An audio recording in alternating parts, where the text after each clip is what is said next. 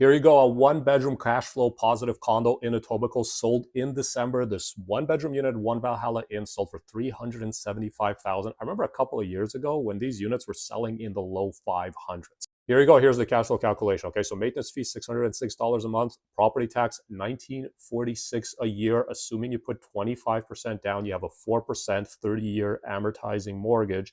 Your carrying cost would be just over $2,100 a month. Then comes the proof of concept. This unit was rented out for $2,150, meaning that this is a cash flow positive condo. And when the numbers start to make sense, this is when investors start to come back into the marketplace because they're not investing for appreciation or speculation.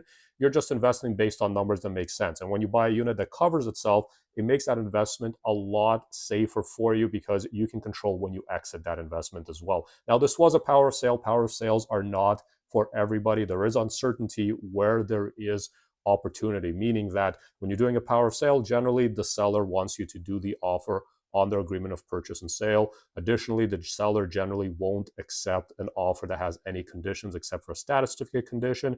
Everything's being bought as is, where is. There may also be HST on top of the sold price. You have to make sure you're working with a lawyer that understands power of sales. For example, if that condo was used for commercial purposes, like an Airbnb, there may be HST on top of that sale price, and that may be a surprise to you on closing. So that's what creates that opportunity, because there's a lot of buyers that just kind of stay away from power of sales. Now, if you've been sitting on the sidelines waiting to get in, I do have a guide for first-time condo buyers. There's a link to that guide in my bio, but I'd like to know what you think about this. As I mentioned in the beginning, 375,000. I remember when these units were selling at over 500 and going fast in multiple offers. What are your thoughts about this? Let me know below.